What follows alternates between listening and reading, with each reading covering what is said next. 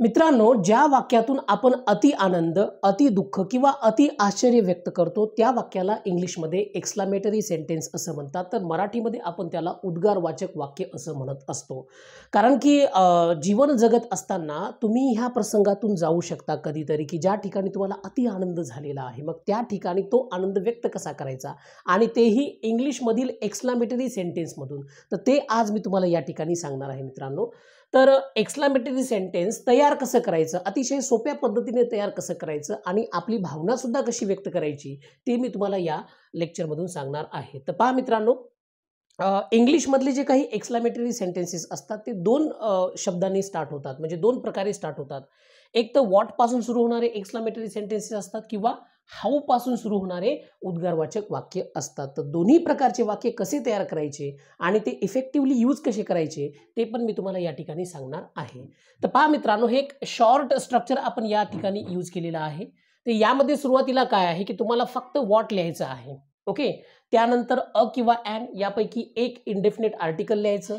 येथे जे तुम्ही एकवचनी नाम घेणार आहात त्याच्या उच्चारानुसार आणि त्यानंतर उद्गारवाचक चिन्ह द्यायचं आहे.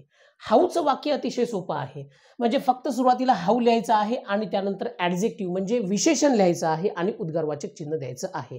तर हे सोडा, ज्या पद्धतीने मी तुम्हाला आता वाक्य सांगणार आहे कसं तयार करायचं ते जर तुम्ही बघितलं तर तुम्हाला अतिशय सोप्या पद्धतीने त्या ठिकाणी समजेल. तर बघा मित्रांनो, बोर्डवर तुम्हाला काय दिसत आहे. तर या ठिकाणी 5 एक्झाम्पल्स आहेत आणि समोर 5 एक्झाम्पल्स आहेत. तर सुरुवातीचे वाक्य पहा मित्रांनो. आता मी तुम्हाला काय म्हणालो की ज्या ठिकाणी तुम्हाला अति आनंद झाला किंवा अति दुःख झालं किंवा अति आश्चर्य झालं किंवा कुठली तरी एखादी भावना दाटून आली मनातून, तर ते सिच्युएशन काय आहे, तो प्रसंग काय आहे तो लक्षात घ्यायचा. समजा तुम्हाला एक घर दिसलं आणि अतिशय सुंदर किंवा मोठं भव्य दिव्य अशा प्रकारचं घर दिसलं. आपण मराठीमध्ये काय म्हणतो, वाह काय घर आहे, काय घर आहे. तर घर, अ हाऊस तर तुम्हाला म्हणता येतं. मग त्याच्या अगोदर फक्त एक शब्द ऍड करा, तो म्हणजे वॉट. वाक्य काय झालं, व्हॉट अ हाऊस. मराठीत काय म्हणायचं, काय घर आहे, वाव व्हॉट अ हाऊस. तुम्ही वाव पण त्या ठिकाणी ऍड करू शकता. आता एखाद्या गार्डनला तुम्ही भेट दिली आणि ते गार्डन तुम्हाला खूपच सुंदर वाटलं, तर मग त्या गार्डन पूर्वी फक्त काय करायचं आहे, तुम्हाला वॉट वापरायचं आहे. व्हॉट अ गार्डन, मराठीत काय गार्डन आहे. एखादा प्लेयर, समजा क्रिकेटर विराट कोहली, रोहित शर्मा किंवा नितीश रेड्डी, आजकाल जो स्टार चालतोय तो, त्याची बॅटिंग पाहिली किंवा त्या एखाद्याची बॉलिंग पाहिली, काय खेळाडू आहे, काय प्लेयर आहे. तर प्लेयर तर तुम्हाला माहिती असतं, त्याच्या अगोदर फक्त काय करायचं, वॉट लिहायचं. मग काय झालं वाक्य, व्हॉट अ प्लेयर, काय खेळाडू आहे. नेक्स्ट, आता रस्त्याने तुम्ही प्रवास करताना एखादा अपघात तुम्ही पाहिला, एखादा ऍक्सिडेंट तुम्ही पाहिला. आता ऍक्सिडेंट तर तुम्हाला म्हणता येतं. हे ॲन का घेतलं, कारण ऍक्सिडेंटचा जो उच्चार आहे तो स्वरापासून होतो म्हणून तिथं ॲन घेतलेला आहे. मग काय अपघात आहे असं आपल्याला म्हणायचं असेल तर सुरुवातीला फक्त वॉट लिहायचं. What an accident. आणि कधी कधी योगायोगाने एखाद्याची भेट होती ना मित्रांनो, ओ व्हॉट ॲन ॲक्सिडेंट. एखादा ओल्ड फ्रेंड आपल्याला भेटला, जुना मित्र, अरे यार काय ॲक्सिडेंट आहे, की ॲक्सिडेंटली आपण भेटलो, तिथं पण तुम्ही म्हणू शकता. तिथे अपघात नाही, त्याचा अर्थ वेगळा घ्यायचा. नेक्स्ट, एखादा ऍक्टर आहे, समजा एखादा अभिनेता आहे, एखादा नट आहे ज्याची ऍक्टिंग आपल्याला खूप आवडली. आता आपण म्हणतो काय अभिनेता आहे, म्हणजे कोण, अर्थात Pushpa, Allu Arjun. What an actor असं तुम्ही त्या ठिकाणी म्हणू शकता. तर ॲन का घेतले, कारण ऍक्टरचा उच्चार हा स्वरापासून होतो म्हणून या ठिकाणी लिहा वॉट. व्हॉट ॲन ऍक्टर, काय ऍक्टर आहे. आलं लक्षात.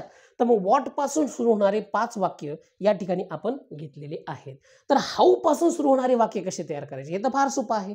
तुम्हाला ऍडजेक्टिव्ह येतं, कुठलंही adjective, rich, poor, happy, interesting, boring, okay, जे काही ऍडजेक्टिव्ह येतं ना तुम्हाला, स्वीट, त्यापूर्वी फक्त हाऊ लिहायचं. जसं की हाऊ स्वीट, एखादी बेबी आहे, एखादं बाळ आहे, वाव, आपण म्हणतो त्याच्याकडे बघतो किती सुंदर आहे, किती क्यूट आहे. हाऊ स्वीट, हाऊ क्यूट असं तुम्ही त्या ठिकाणी म्हणू शकता. आणि शेवटी आहे असा अर्थ घ्यायचा. आता काहीतरी एखादी गमतीशीर घटना घडली, एखाद्याने काहीतरी विनोदाने काहीतरी एक विनोद सांगितला, आपण हाऊ फनी, अरे यार काय मजेशीर आहे, किती मजेदार. तर या फनी पूर्वी फक्त काय करायचं मित्रांनो, हाऊ लिहायचं. How funny it is, how funny you are, तू किती गमतीशीर आहेस. रोमॅन्टिक, किती रोमॅन्टिक. आता पहा, एखादं कपल आहे, ओके, म्हणजेच की how romantic that couple is, ते कपल किती रोमॅन्टिक आहे त्या अर्थाने. किंवा एखादा सीन आहे, एखादा प्रसंग आहे मूवी मधला, ओके, तर रोमॅन्टिक पूर्वी काय करायचं, फक्त हाऊ लिहायचं. How romantic. नेक्स्ट, स्ट्रेंज, अरे रे रे, किती विचित्र, हा किती स्ट्रेंज, हाऊ स्ट्रेंज. हा तर फक्त स्ट्रेंज पूर्वी काय करा, हाऊ वापरा, हाऊ स्ट्रेंज. हा नेक्स्ट, बोरिंग, काहीतरी घटना घडली, एखाद्या ठिकाणी गेला तुम्ही, एखादा प्रोग्राम असेल, काहीतरी इव्हेंट असेल आणि त्या ठिकाणी अत्यंत तुम्ही बोर झालात, किती बोरिंग आहे ना सगळं हे. हा हाऊ बोरिंग. हा how boring this city is, हे शहर किती बोरिंग आहे. How boring this village is, हे गाव किती बोरिंग आहे असं तुम्ही म्हणू शकता. सॅड, अरे यार एखादी म्हणजे दुःखद घटना घडलेली आहे. हा म्हणजे काहीतरी कुणाला काहीतरी झालेलं आहे. हाऊ सॅड ना. हा how sad your story is, अरे यार तुझी स्टोरी किती दुःखद आहे. How sad his life is, त्याचं जीवन किती दुःखी आहे.